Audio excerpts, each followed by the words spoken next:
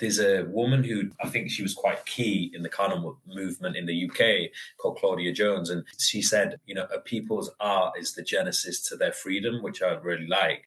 And it's something about giving opportunities to people that we're meeting with to explore that, laughter, humor, unpredictability, imagination, the small and the ordinary things which are meaningful for people's lives. These are the things that are often overlooked, basically.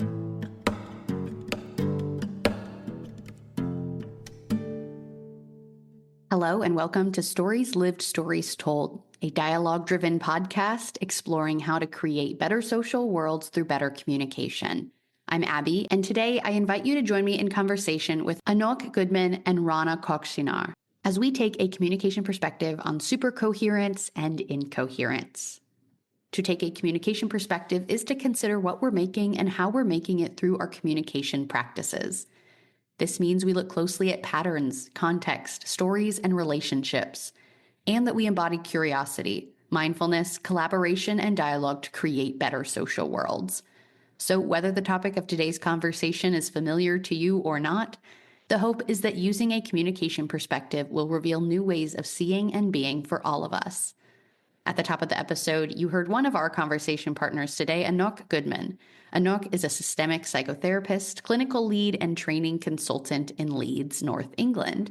And our other conversation partner today, Rana Kökçinar, is a systemic psychotherapist and family therapist working in South Australia. You can read more about them in the show notes, and you will hear about them from them in just a moment. This conversation is a really fun one, and as we note, stretches across 3 very different time zones. So this was a kind of labor of love for us to make this happen very early in the morning for me, very late at night for Rana. I'm really grateful to have had this conversation and be sharing it with you. This language is so fun to play with, especially using a communication perspective. The work that they're doing around incoherence and super-coherence, which, I'll let you hear about from them in just a moment, is really helpful for describing a kind of shift that, building on our conversation with Diana Whitney from 2 weeks ago, shifts us to be integrated in the process rather than the outcome, or integrated in what we'll talk about today, kind of the being with each other. And that feels like such an important distinction, since at least my practice of a communication perspective is really embodied. And that feels like such an important part of it to me, as the distinction I've made before between other podcasts or other people that say they offer communication skills feels more surface level to me. That feels more like the having and doing that you'll hear Anokh talk about. I'm a lot more interested in the being of actually embodying a communication perspective. So I'm really excited to share this conversation, and let's begin with Anokh and Rana.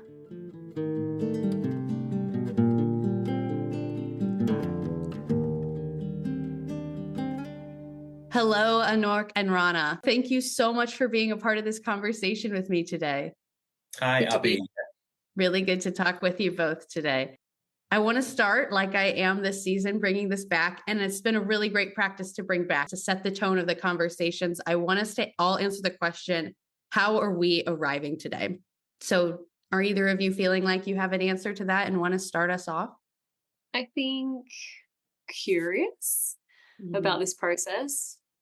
There's some excitement, which is to be expected, but also, and I wonder, Anokh, if you agree with this, but really wondering what I'll feel like on the other side. For sure. Yeah. I mean, I'm sort of I'm trying to maybe connect to physiological kind of embodied experience and also the environment. Like, I'm kind of aware that I'm tuning in from the UK, Abbie from America, and Rana from Australia. And interestingly enough, Rana was talking about having a fan in the background and wondering if that's going to disrupt the kind of audio for the listeners. And I guess for myself, I have got a fan, but it's on hot air, basically. So it's interesting that I'm freezing here, basically trying to keep warm. And I know that Rana's kind of connecting, and I can see Abbie in a jumper as well. So I guess there's something about the physical environment interacting with this experience as well, which is good to let into the room. Yeah. I'm thankful for you naming all of these things. The way that I'm arriving, what's kind of front of my mind is I'm very aware of how my approach to these podcasts has changed over time. And I've referenced this before in earlier podcasts, but it's continuing to change. So there's some additional things I'd want to say that the very beginning of this podcast, I would send like 10 questions to the person in advance because it was so new to me. It was such a new experience. And I was trying to really limit the uncertainty as much as possible. And so I was sending a lot of questions. I was over preparing, for sure, over preparing. And now, as I'm trying to embody CMM and not just talk about it, my approach has become so much more emergent and improvisational. And so, I sent you guys a handful of questions ahead of time. We kind of have had some conversation only via email. This is our first time, getting to see each other's faces and interact this way. But the preparation that I do on the front end is so much less, in a way that in naming it, I almost feel a little uncomfortable talking about how, quote unquote, unprepared I am in a traditional sense, because I know there's other podcast hosts that would make sure they've read everything you've ever written and looked you up and, done all the research. But my thinking is that, well, this is what this time's for, is so that I can get to know you and hear that in your own words and let you tell me. And we've exchanged some things. I have gotten to read things from you, but I have a fear maybe, or an insecurity around talking about how unprepared I am, because it feels like it's going to come across as rude or lazy, or like I don't care enough to put in a lot of work up front. That's been a really strong narrative for me as I'm like transitioning the way I approach this podcast.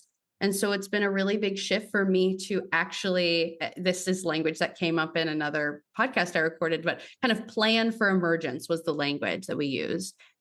And so it's very different to meet people. And I feel certainly safe with the both of you, knowing the work that you do, that we can recognize emergence as the plan. I guess maybe that's a better way to say it, is that it's not about being unprepared, but actually valuing the emergent quality of this, valuing what we can create together when it's not overly structured. And so I do care so much about how I'm showing up. It's just a very different way than I think what a lot of, at least what I could speak to, my culture would say we value around how we meet each other. So that's a lot to start with, but that's what I'm arriving with today. I really appreciate, Abbie, that you shared that with us, because I guess for myself and Rana, we're super excited to connect to the audience as well and interact. Like, we're having a dialogue, or I guess trialogue, with three of us, but then there's also the audience who want to interact with this. So I guess I really appreciate that you've brought us into that kind of experience, because for me personally, I think, by being seemingly unprepared, we're actually preparing for the uncertainty of life, basically, which is the reality of, what we're navigating through, these kind of existential like mangroves of life, a twist and turn. So, me and Rana are really passionate to share some ideas about what we call super-coherence and incoherence, because it's actually through that emergence, kind of the soil that emergence grows, I think, in reality, rather than a superficial kind of structure. So for us, like, we might be seemingly super unprepared, but what I would say is we're actually preparing for the reality of complex life and human interaction, real interaction. Yeah, I think there's a story there that maybe all of our work in a way touches on trying to change a little bit. And that story, that I think is what I was trying to articulate a second ago, is that being prepared is how you would indicate that you care. But I think we're all trying to maybe create a new narrative around letting things emerge, and seeing what we can create together is its own way of showing that you care, because you're being so present to the other person. I think I'm getting ahead of myself. I'm so excited to talk to you both. Let's pause. Could you both introduce yourselves? And I like to acknowledge that, you are full, complex human beings. We're not going to get to hear everything in 1 hour. So I'd like you to kind of self-select for us. What do you want us to know? What feels important? Rana, do you want to go ahead and start us off? Yeah, sure. Anokh, I can't help but think of your your comment about we spoke before this and thought, what should we share in that spirit? In that spirit of emergence that you kind of already mentioned, Abbie. And I don't know. I'm sitting here and looking at I have all kinds of things pinned up on my walls and like a table full of, some may see it as crap, but actually sentimental things and various, off screen here. And I feel really proud, or just like this sense of warmth in thinking about like the richness of my life. You know how you said that, of like where, you're multifaceted people, and that involves so many things. And I think it involves being on unceded Ghana land here in Australia. It involves it being warm here, and I can kind of hear some crickets and cicadas and things outside. And it involves, I think, a love for connecting with people in my work, in my life, and hence being super grateful for this opportunity and, the opportunity to have these conversations with Anokh, which we'll talk about more. Yeah, I think that's probably enough. Cool. So so my name's Anokh, and I think in the spirit of what we're talking about, it's funny really, before maybe introducing a part of myself, it reminded me, just as we're connecting with each other, about, I think it's a West African kind of story about, I think it's like called a Khan philosophy, I think. And it's this story about 100-headed demon guarding this bridge. So it's the idea that every traveler who crosses this demon, the demon would ask, "Who are you?" in 100 different voices. And each voice would contradict each other. So there'd be these 100 voices of contradiction about who are you? And I guess the traveler, if he just gives a simple answer, so, for the super coherent answer here would be for to say, I'm a systemic family therapist, a clinical lead, and give a professional kind of identity of myself. But I guess the idea of this sort of tale is that you'll get devoured if you give the single answer. So I guess it's acknowledging that every identity contradicts each other. It's a paradox, they intertwine. So I might be interested to tell you that I'm a father. I rap in a hip hop band, and maybe perhaps telling you about my favorite crisps or favorite biscuit, which might seem seemingly unimportant, but it creates different conditions of how we could connect as human beings, as opposed to the usual kind of predictable, super coherent frame that we're often invited in, whether that's like visibly or invisibly. We sometimes just creep into these patterns of doing it. Beautifully said. That makes so much sense. And I appreciate you naming the ways, even that in introducing yourself, you're naming the ways that introducing yourself is shaping our ways of being together. I think that's one of the most important things that I hope people can take away, is that when I'm talking about communicating, I'm not just talking about the words we say. It's not just the person talking, doing the communicating. I just think the space that we create is so important for the stories that are able to enter into that space. It's kind of, maybe a mutual relationship kind of back and forth, that the stories we share create the space for more stories to be shared, and on and on and on. But yeah, already seems like you're very much living this work that you do. So I'm so excited to learn more about it. Let's just dive right in. Can you tell me about these ideas that you're playing around with in the systemic therapy context of super-coherence and incoherence? Yeah, for sure. I mean, you can jump in, Rana, but I just really quickly wanted to add that when you was talking about the land, that, the location and the land, one of the ideas that we've been interested in is, an idea that, I know the body keeps the score, and thinking about the physical canvas, in terms of how trauma might have displayed or been, caught or trapped or moved inside someone's body. We were talking about how, I can't remember who came up with this kind of idea, but something about the land kind of keeping the score. So I think it's interesting for Rana to say that. And just before we jump in, it's just, zooming out into the wider context, so it's like the body, but it's like, okay, what about the land? What memory does the land kind of keep?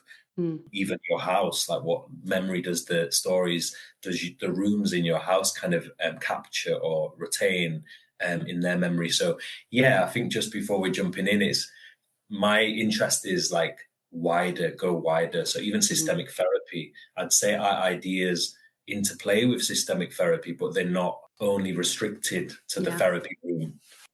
And I suppose jumping off of that, not because I can feel where I'm pulled in terms of our process that we've been doing, from different sides of the world, speaking of the land. I can feel myself pulled into a dialogue about, this is so strange because I'm going way off topic here, but in the spirit of emergence, yes, about my lawn, which is the fact that I've heard some things that we're having a drought here at the minute. No one's named it as that. And I've had this funny relationship with my lawn recently.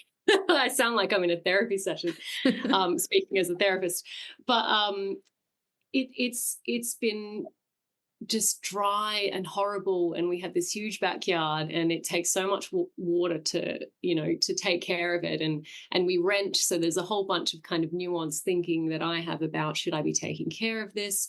But what you said, Anokh, about like the land keeping the score, and it's like I feel like there's this score in my heart about this lawn that kind of represents so much more than, I don't know, just a lawn in my backyard, being that it just feels arid and this weight that I have.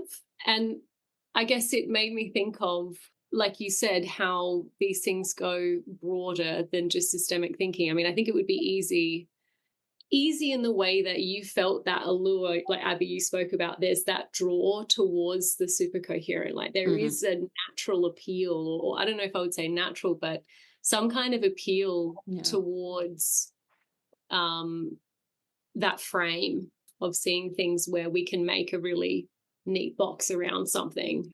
But I think what Anokh and I have experienced, like in our process, but also then we're trying to describe it as well, is the pull in the other direction, kind of like the pull of the lawn, know, the pull of just this story or connection between different points. And even our meeting, I'm going to tie it in now because I will get to the point, which is that our origin story was very serendipitous as well, sort of meeting in this random training that I think was put on by the Australian Association for Family Therapy. I can't even remember. And sort of both going, yeah, that was all right. And then kind of just launching into this other dialogue for some reason, which I don't really know why, but it happened. And even that was, I think, quite incoherent, a strange process that was unpredictable and spontaneous, and yet led to the emergence of so much, including this conversation. And connecting to what you're saying, Rana, that I know with CMM, obviously, like the loop model is something I'm heavily kind of interested in and utilize, but it makes me think about that law, and to kind of connect to what you're saying, that here, like, you know, there's, I'm looking out and there's some really nice gardens like on the street, and there's, I think when you think of the story lived and the story told, I think there's sometimes the story seen and the story unseen as well, in terms of, if I was to have a wildflower kind of meadow in the front, looks pretty messy, right? Like people are like, God, he's not even cut his grass. Like, but my sort of value or approach or ethos might be to help nature kind of give it a kickstart or whatever, rather than just cutting the grass. I guess the story seen is, really messy, lazy garden. Like, why doesn't he? The rest, everyone's, you know, kept it, maintained it really nicely. So there's an interplay there where we're sort of surveillancing ourselves. We have this kind of panopticon almost view where it's like, okay, I know why I'm doing that, but it looks like this. So, you know, am I going to kind of give into that story scene, which is perceived as like is messy, or is it like I know the reason that I'm doing that? So I think, yeah, we're caught in a lot of these dilemmas, crossroads, intersections of our own perception of values, and then how that's perceived or narrated by others.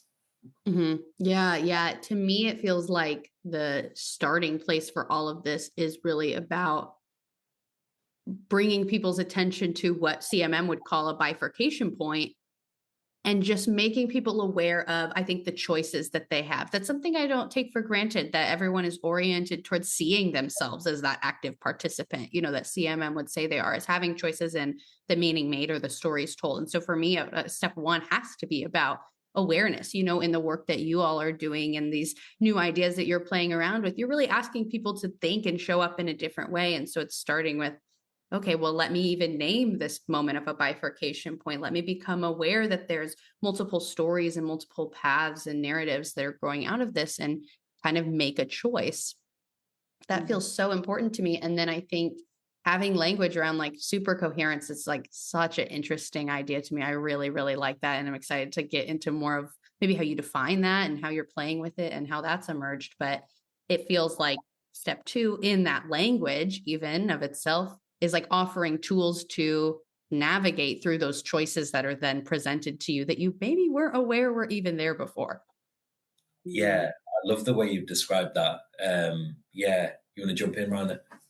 Oh, I could really appreciate that kind of, people having agency and choice and the importance of naming. And I think I don't really remember how we landed on the kind of coherence, super coherence, or where we came to with that. But I think, funnily enough, the pieces that landed were perhaps, in my experience, and I don't know what you would say or not, but quite experiential, like quite a lived feeling that took time to describe. And when we found a kind of experience near term for that I think worked well, we found that it became special in a certain way. Like we ended up talking a lot about Jupiter. And there was an experience where someone else had come in and named a different planet. Like we were talking about Jupiter and someone sort of mentioned Saturn, let's say, I can't remember. And we were just like, Saturn? No, that's not it. Like there was just this closeness. Yeah. And same with this super coherence. But I think it's not necessarily the closeness of the name. It was the closeness of the experiential kind of feeling that we got from these rich descriptions of what super coherence would be. One of the biggest things that stood out to me was we just spoke a lot about LinkedIn and about reading things that, reading something, and, government and non-government organizations are absolutely, I mean, any organization, any person, I think, can be there in the way that we feel that draw, that allure or whatever towards these super coherent narratives or stories.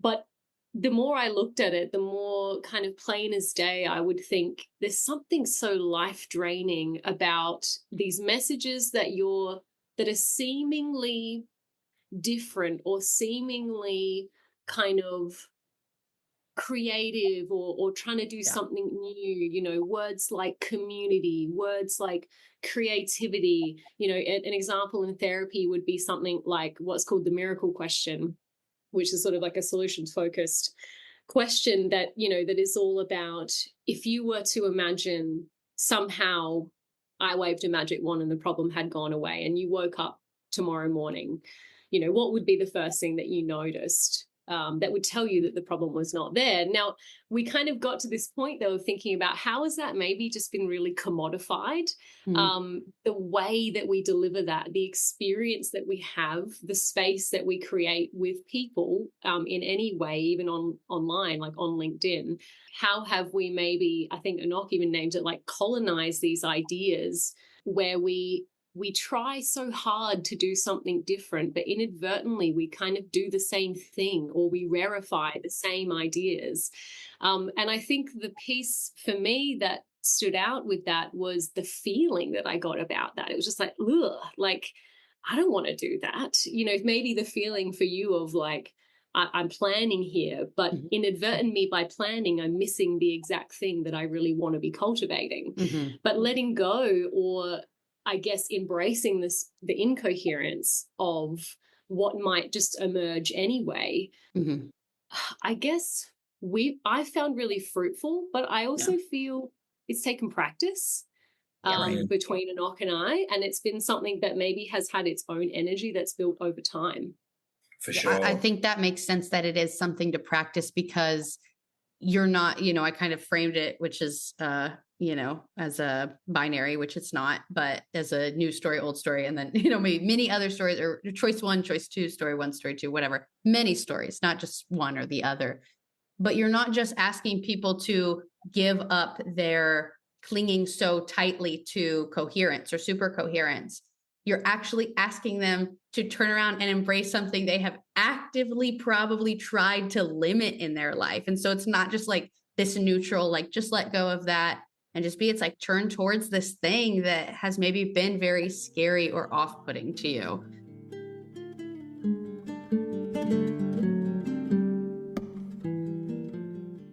It's really nice because when I'm chatting with you both, and like when me and Rana have been colliding, we call it like collisions, like, there's something within the collision, like what kind of comes from it, that we've tried to retain in everything we're doing. So even when we've been invited to write or contribute towards articles or ideas, even with this podcast invitation, we've said like we want to retain the spirit and embody what we're doing. So even this, there's a slight invitation for us to say, hi, I've done all these things and I've got this status or whatever it may be. So in some ways, we're commodifying our own sort of identity or status in the same way that community or the individual or family can be commodified in such a way. One of the things I wanted to touch upon was the way me and Rana met. And one of the ideas that I'm really passionate, interested, driven, purposeful about kind of infusing into a lot of my work, like in different contexts, is about like the untapped like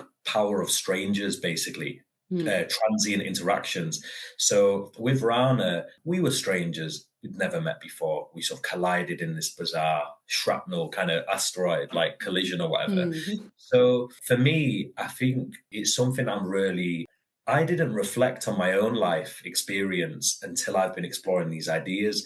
But I come to, so a lot of people, friends and people who know me would say, yeah, basically they're like, oh, if we go out or, whatever we're doing, I'll be the person talking with a stranger all the time. My friends, my family, my wife. God, like, are you talking to a random person again? Like wherever we go.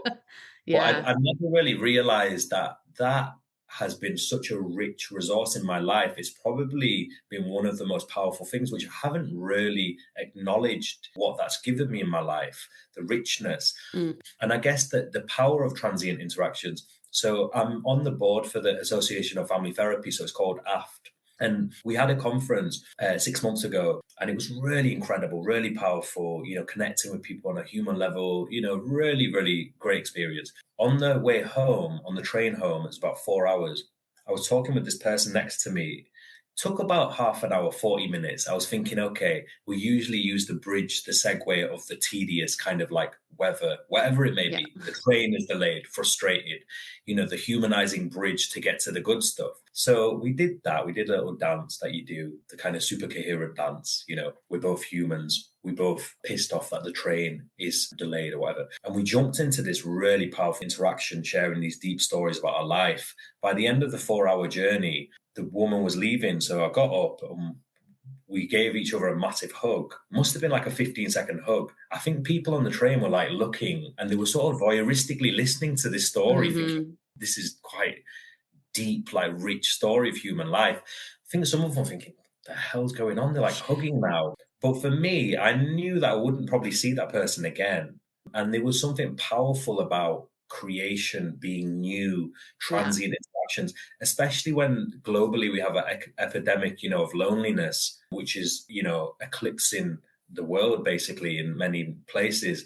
And I feel like particularly it's a strange paradox that we're so lonely.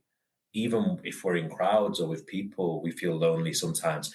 But I think it's bizarre to be so lonely and working in mental health settings where there's an infinite abundance of transient interactions that could give you such richness in your life, such power, like such possibility of being someone new and creating something new of yourself, discovering something new. So I'm really kind of interested in that untapped resource. I was just going to share a quote which relates to what I'm saying, which is by Gabriel Marcel. And he says, I know by my own experience how, from a stranger met by chance, there may become an irresistible appeal which overturns the habitual perspectives, just as a gust of wind might tumble down the panels of a stage set. And then he says, what had seemed near becomes infinitely remote, and what had seemed distant seems very close. And for me, that's it really. It's the irresistible appeal that blows this gust. For me, the stage show is the performative kind of synthetic social world which we often occupy. So for me, it's like when we have that weird interaction, like, oh, this stranger is not an alien. They're not subhuman, which a lot of research has shown that we think of people as kind of not human in some ways, because it'd be overwhelming to think, wow, these are all human beings. So we just kind of think, well, I know my family and friends. The rest of the people, I don't know who they are.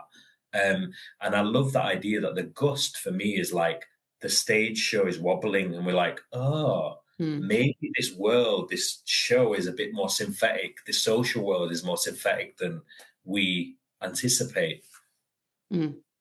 Yeah, I love that example. And I think you said weird, and that's probably the right word to describe how people would feel about that moment, because I've done some of my own travel recently and can attest that it's become such a default or a habit, like you said, that we just put on our headphones, look down at our phones or our book or whatever, and we're just in our own world. So that is a real kind of disruption, you know, engaging in conversation, and that moment, like you said, you probably never see that person again. And so that's a really kind of beautiful and, you know, lies in stark contrast to other interactions around you're creating for the sake of creating, really. Like you're not trying to network and get a job or any kind of anything from this person other than just being present to them. Totally. You know, I would say just make relationships for the sake of it. Yeah. Just make positive, fruitful relationships for the sake of it, and see where that journey takes you. I'd say that in any context, even if someone's trying to get the promotion, forget about the promotion, just concentrate authentically building relationships, see where that kind of takes you. I'd really encourage the viewers, listeners, interesting, I guess they're viewing the words that we're speaking, but the listeners, I would encourage you, when you have an opportunity, to hold this in mind.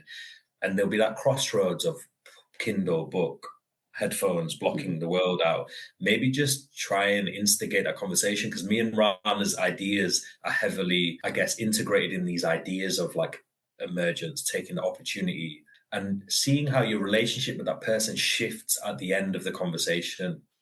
I think, something that brought up for me, Anokh, and in your reflections as well, Abbie, about kind of, you know, I was saying before about the visceral feeling of the kind of more super-coherence, and like the way that can have us, the way that I think we ended up sort of collaboratively describing that was almost like the deafening silence of getting like a microphone and putting it to a speaker. Like it's almost overwhelmingly like nothing, like it just feels absolutely unsubstantial.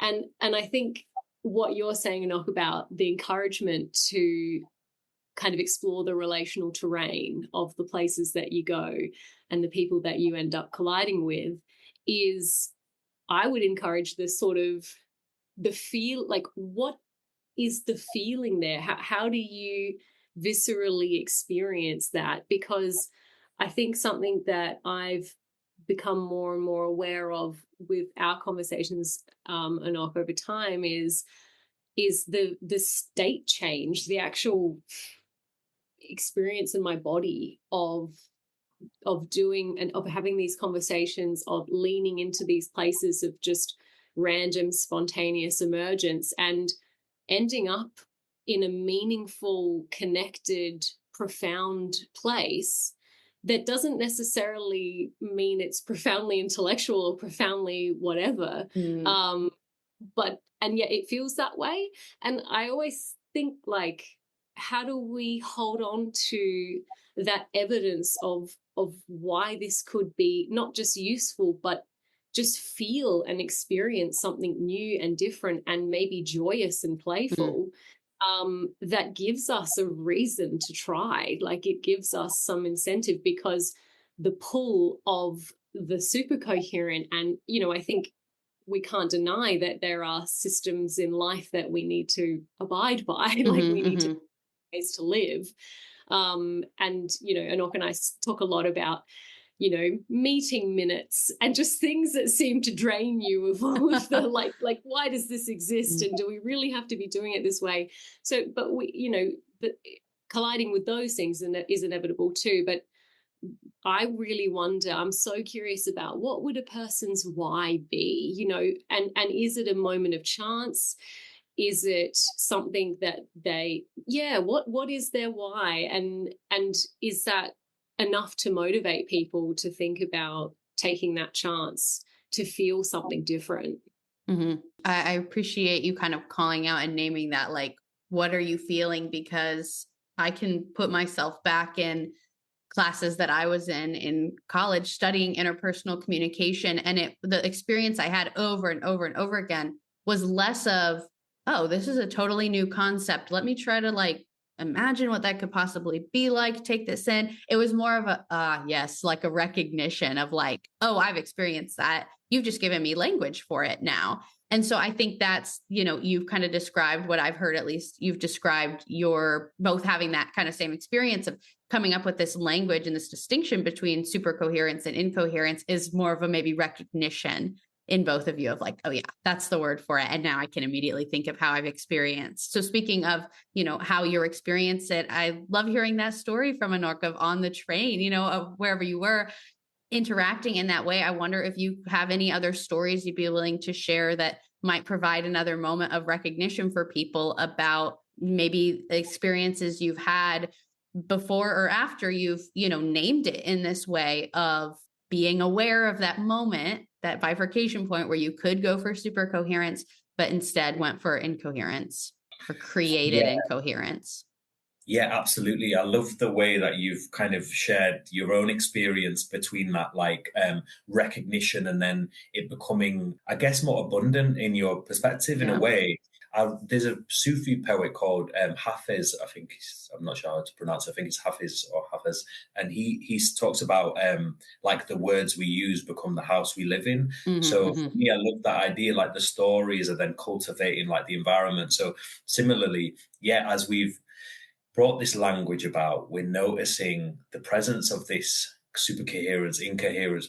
To bring Rana's example about the microphone connecting to the hip hop kind of reference, but like when I was started like rapping, I remember that just that deafening noise when the mic, and it's like, get the mic away from pointing from the speaker or whatever. Yeah, and that jarring. But sometimes, let's say in therapy, there's something of I'm an expert coming to speak with a family. This is not the frame I'm setting, but this is the super coherent one, which is kind of subtly present. And you've got some problems and you're going to come and explain. So sometimes that can be the feedback, the jarring nature. And I'm just wondering, encouraging people to think, how can you disrupt that feedback noise? Sometimes that noise is so constant. To begin with, it's like, wow, that's horrendous. It's hurting my ears. Yeah. But if you listen to that noise for 5 minutes, you probably wouldn't hear it. Your relationship would change with it. And I think sometimes we're living in this kind of noise that only when something different comes in or someone else says, what is that noise? It's like, oh, all right, that alarm's been on for like 5 days. I couldn't even hear it anymore. But yeah, I mean, there's so many examples of times where I've spoken with someone in a random moment and something new has emerged. There was one time I was in Thailand with my brother. This was about 15 years ago, maybe more. And we were on this small island in a boat. So that we were in this Koh Samet, I think it was. It was this beautiful wooden temple. And we were with about 40 people on this island, only 40 people, me and my brother. And we went to a glass-bottom boat with one other person, started speaking with this person. Again, it's the crossroads, like, we've got a nice experience here. Like, do we need to speak with this person? And we started speaking, and it emerged that this person lived on like my auntie's street, basically. And he basically probably saw us when we were younger, when we went to Ipswich, where my mum was born.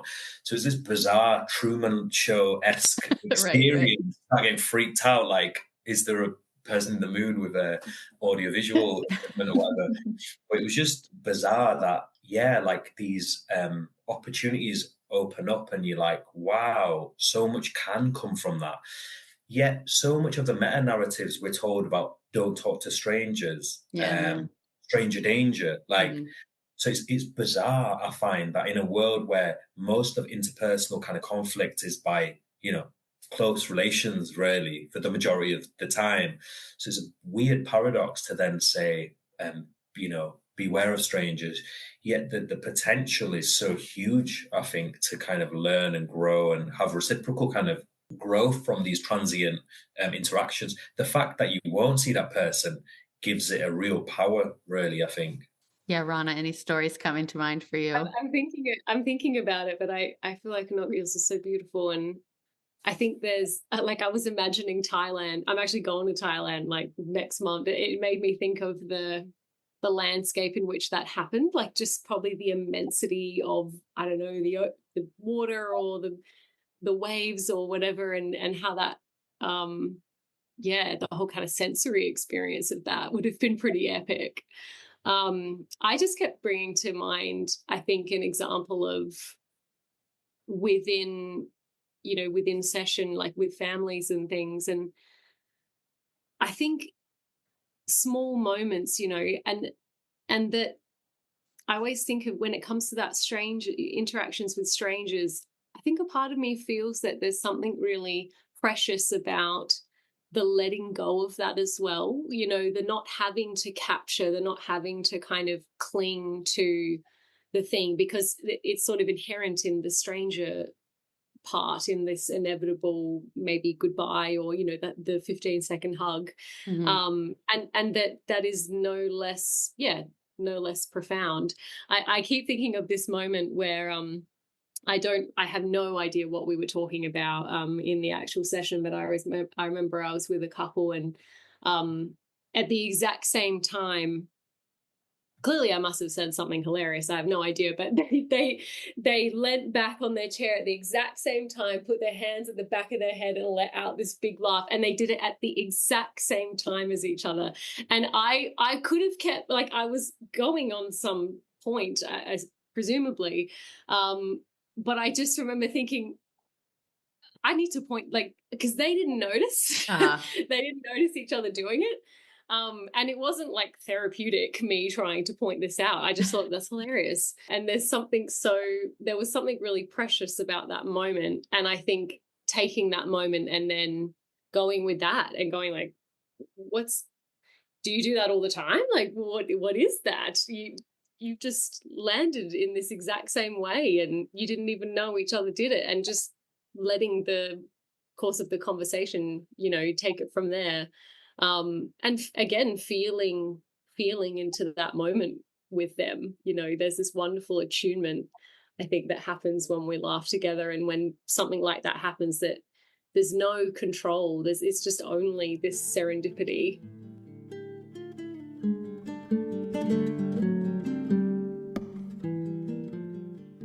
One of the things I wanted to add in, Rana, was I feel like we're cooking this tagine pot kind of stuff. So I'm just going to like throw another like flavor ingredient kind of in, just connecting to what you're saying. A lot of, some of the focus of our ideas has been around, inspired by various things, but also like Eric Fromm's idea of to have or to be, the being and the having and the doing modes. So I feel like when Rana's told that story, it's very much about allowing herself to be in the moment rather than to do. How am I doing systemic family therapy?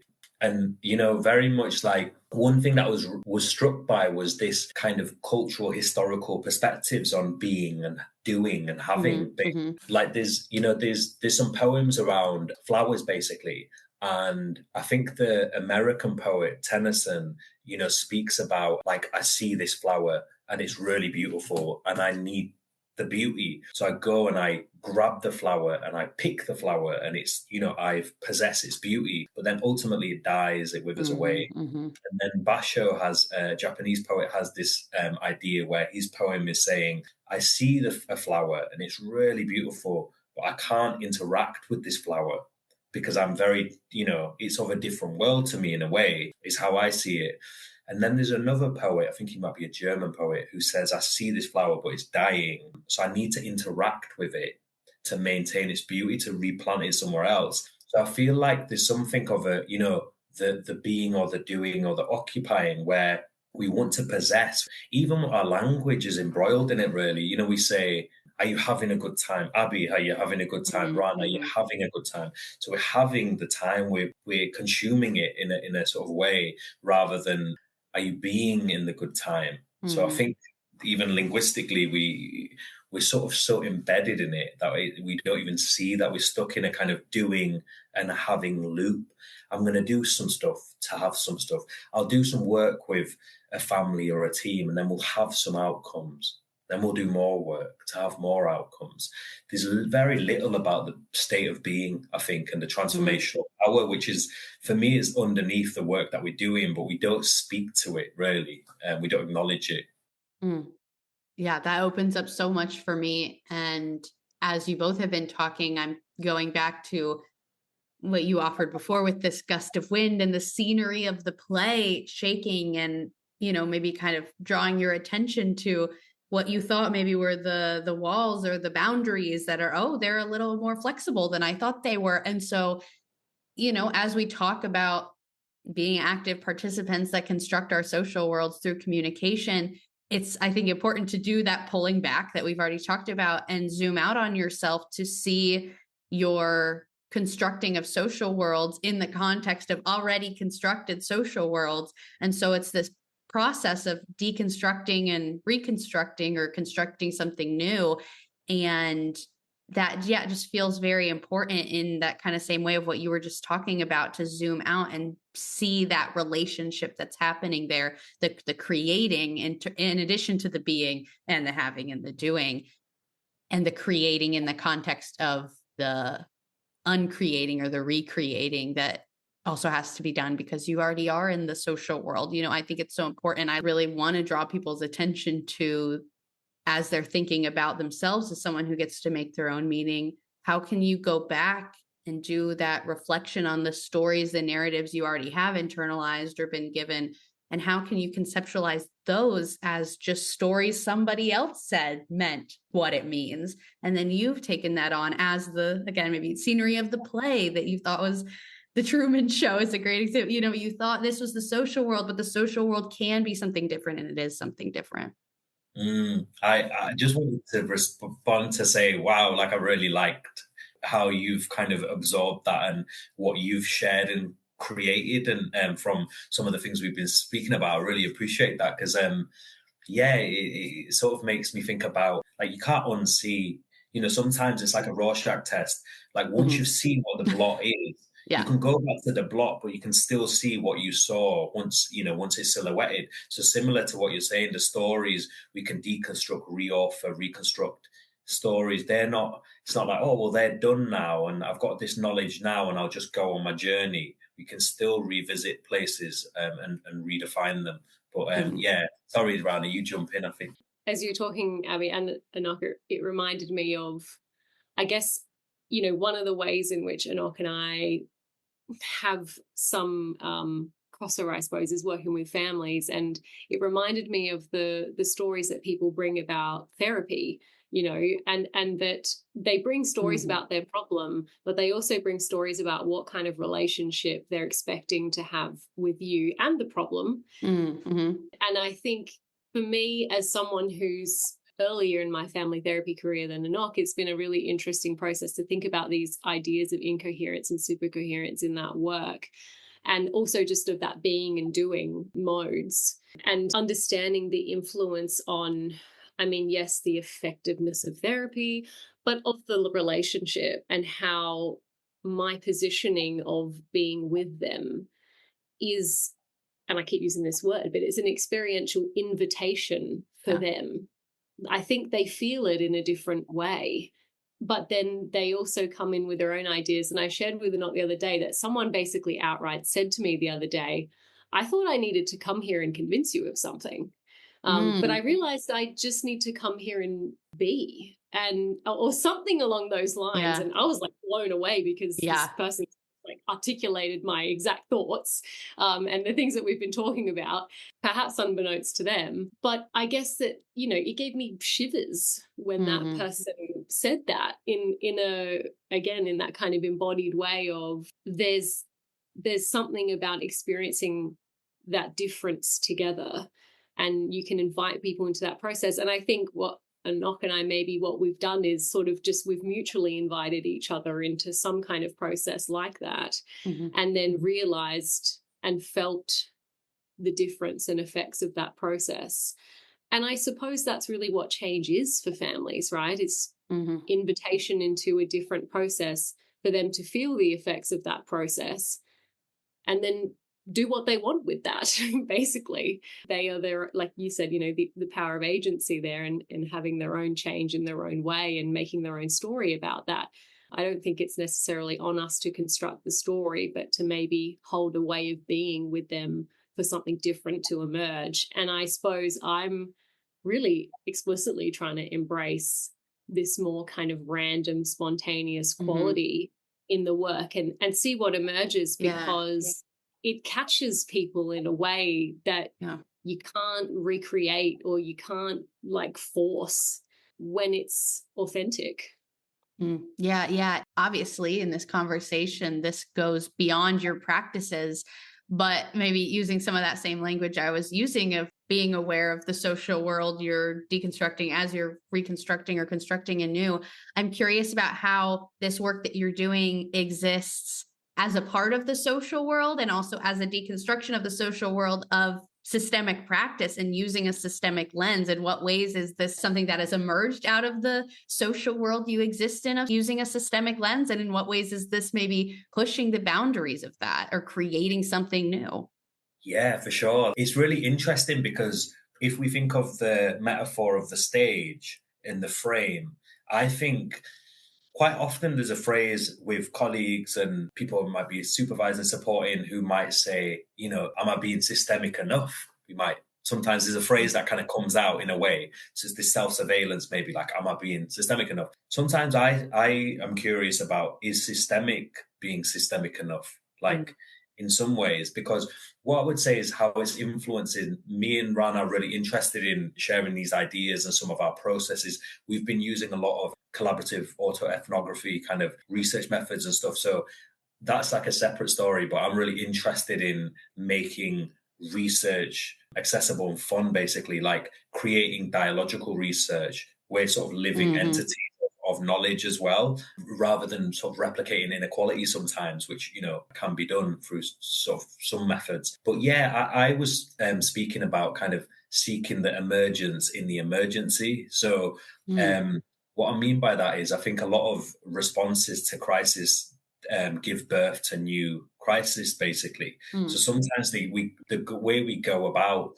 solving a problem in a family, in a team, in an organization, we're sort of generating more issues sometimes by our response to trying our best to fix this thing. So perhaps sometimes the problem is not to be solved, rather than we're not doing it right.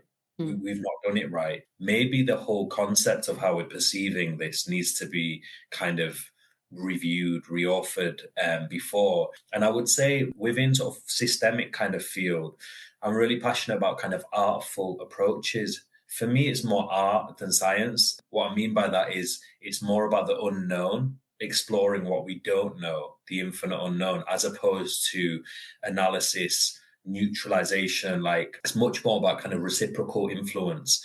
And yeah, I think there's a woman who started the carnival movement I think she was quite key in the carnival movement in the UK, called Claudia Jones. And she said, a people's art is the genesis to their freedom, which I really like. And it's something about giving opportunities to people that we're meeting with to explore that, laughter, humor, unpredictability, imagination, the small and the ordinary things which are meaningful for people's lives. These are the things that are often overlooked, basically. We might say, oh, we'll have a little chit chat at the beginning and then we'll get to the serious stuff.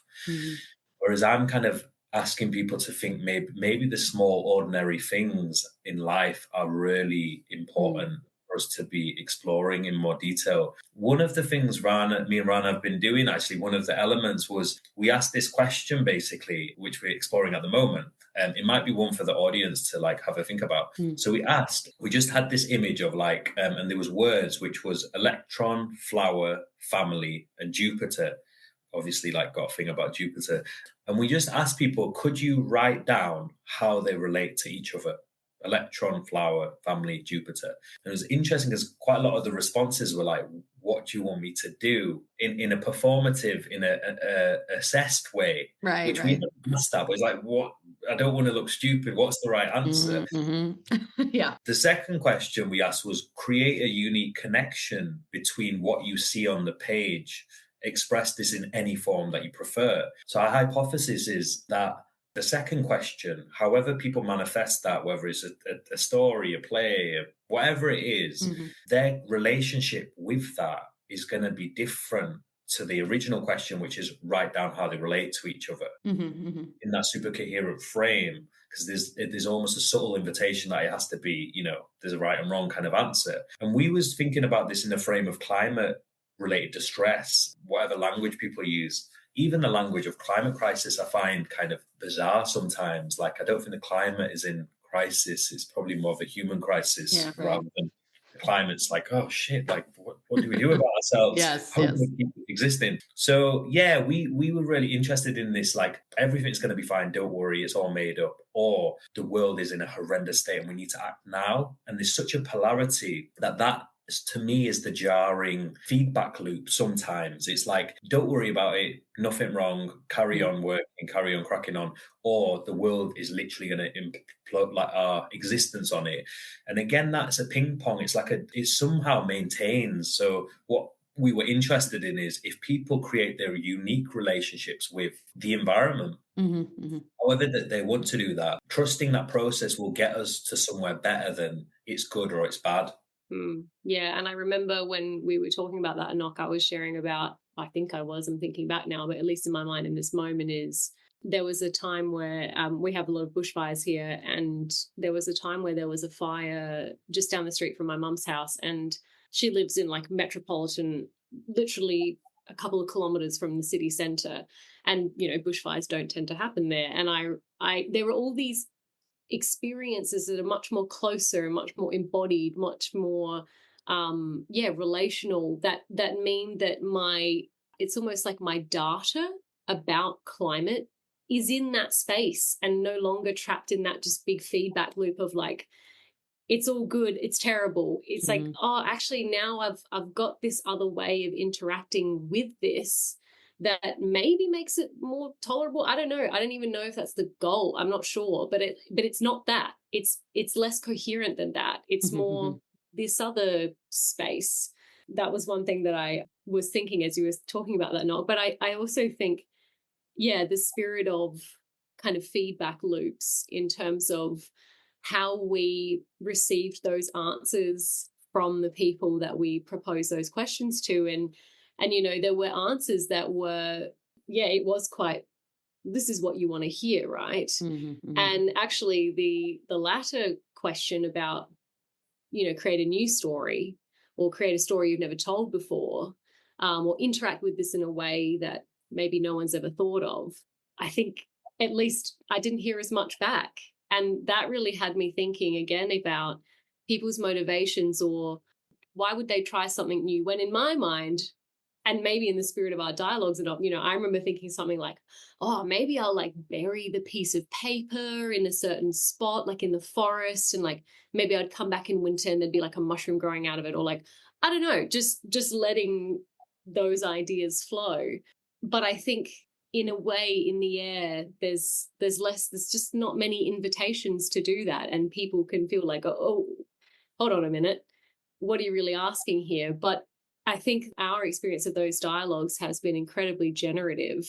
And I suppose I'm interested in the feedback loop of the listeners or the audience in terms of what would it be that if they told themselves a different story about this podcast or the reason that they were listening, or what brought them to doing that, or at any of those questions, what difference would that make? Where would that lead them? And if they wanted to give that a go, or even propose our electron, etc. question as well. You guys are leaving us with, great things to be thinking about and playing with for ourselves. The one thing that I want to name, just because we haven't used this language specifically yet, is that, in CMM, we talk about coherence, coordination, and mystery. And so mystery is like what was coming to mind as you all started talking about incoherence, but that is not you would have just said mystery. That language is already there. And so I appreciate that you're making a distinction there and say, not just the mystery, the unknown, the explicitly incoherent, the things that might bring up some of those feelings of, "Ooh, oh no, this is incoherent. And my impulse is to resolve that. But how do I fight against that?" And so I really just think this language you're offering is so meaningful. And you just use the word generative, and I know that that's something you've said. Let's see incoherence as a generative force. That's almost like a rallying cry. It feels like, an invitation. That's an invitation. And for people, what if you saw incoherence as a generative force? How would you be? What would you have? What would you do if you could see incoherence as a generative force? So I just think that's really beautiful. Is there anything else that you would want to leave people with as we kind of wrap up this conversation, at least for now? Yeah, there was just a couple of things. One, kind of in a way responding to what you've just said, Abbie, actually, which has generated some thinking in my own mind. In many ways, it's looking at just the places that in a different kind of way. So like you're saying, that kind of incoherence as a generative thing. I do a lot of work around inclusion, belonging across therapy in the NHS trust that I work. So it's in Bradford, very diverse kind of area. And, some of the language I've been using is about positive disruption. So again, like disruption might be perceived in a certain way. But what I was saying is we should seek positive disruption as aspiration. So rather than like compliance or, I've ticked all the boxes, positively disrupting our system, a bit like the soil, you have to disrupt the soil to plant something to grow. Right. So, in many ways, it's trying to change that language. I guess the last thing, I do love poetry and quotes and ideas. So I'm hoping some of them have been of some use and some of the stories for the people listening. But I wanted to leave with the T.S. Eliot quote, which I love, which is, "We shall not cease from exploration, and at the end of all exploring will be to arrive where we started and see the place for the first time." I wondered, in the spirit of that, to revisit places like you were saying, Abbie, and see them differently. I guess that's the aspiration for some of our ideas in a way. I was just thinking of dancing because I remember talking about this with you, Anokh, about I've really sat with the way in which our conversations happen and then they're over. And I don't really think about them. Like I think about them when there's moments where then they are brought to me, but I'm not trying so hard. And I think for me personally, and I suppose thinking about societal narratives, Abbie, you mentioned that at the beginning, the striving that we all have for whatever it might be. And I think certainly aspiring to things is important, but I think there's something really beautiful about, like, let's say the art of dance, which is it's so transient. It's here and it's an embodied thing that happens in the moment.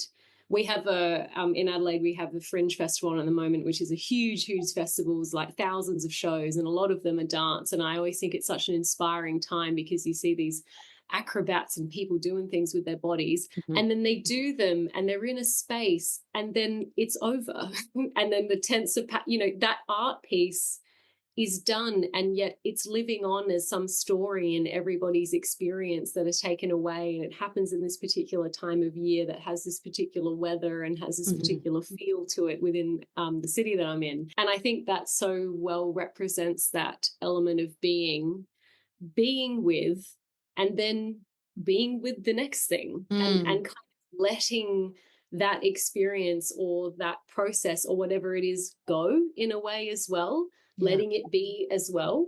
For me, I think that's been just a thing that I've been left with, even with this podcast, letting this podcast go out and letting it be. Yeah, that's a great thing to name, because you've generated more for me in these last comments you've made that I'm very tempted to comment on, but I'll exhibit some restraint there. Maybe the one thing, if I am posing the question to myself, the thing I would leave people with based on what the two of you have just said is the image that's coming to mind as you're drawing our attention back to the transient nature of communicating and being together is this image of like open hands and like hold the things because they're precious and you care and you're paying attention to them, but hold them with open hands rather than tightly like that flower, that you picked because you had to possess. If you can hold these moments with open hands, then you can have them and you can let go of them. Like we're letting go of this conversation. And I'll say what I've said on other podcasts, and I say it for myself more than anything. I have to see this. This is not a period. This is a comma. So I'm feeling so inspired to keep being with both of you. So thank you both so much, Anokh and Rana, for talking with me today and for generating something really meaningful, I think.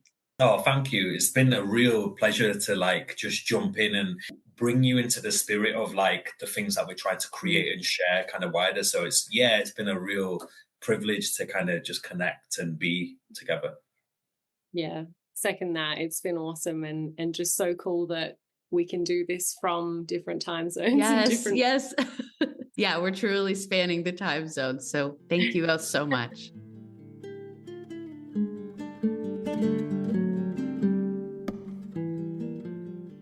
Okay, that is all for today's episode. But remember, the conversation doesn't stop just because the episode does. There are so many ways to stay in dialogue. First, you're always welcome to reach out to me to share your reflections, questions, and ideas. There are also a number of online spaces where you can comment, including the Stories Lived, Stories Told Instagram and the CMM Institute Substack. Links to all these places to connect are in the show notes. If you want to stay up to date, a couple things you can do are follow the show wherever you listen, leave a rating and review, share this episode with someone you want to invite into the conversation, and subscribe to the CMM Institute Substack to get every episode right in your inbox. Stories Lived, Stories Told is an initiative of the CMM Institute for Personal and Social Evolution. You can learn more about the CMM Institute and our other initiatives, including our other podcast, Cosmo Parenting, and all our free Cosmo activities, as well as Cosmopolis 2045. There's also the CMM Institute Fellowship and the CMM Institute Press. We have so many great resources that we are so excited to share. Again, links to all of that can be found in the show notes. Thank you for showing up. Thank you for being curious, and thank you for being a part of this story. I'm Abbie, and this has been Stories Lived, Stories Told.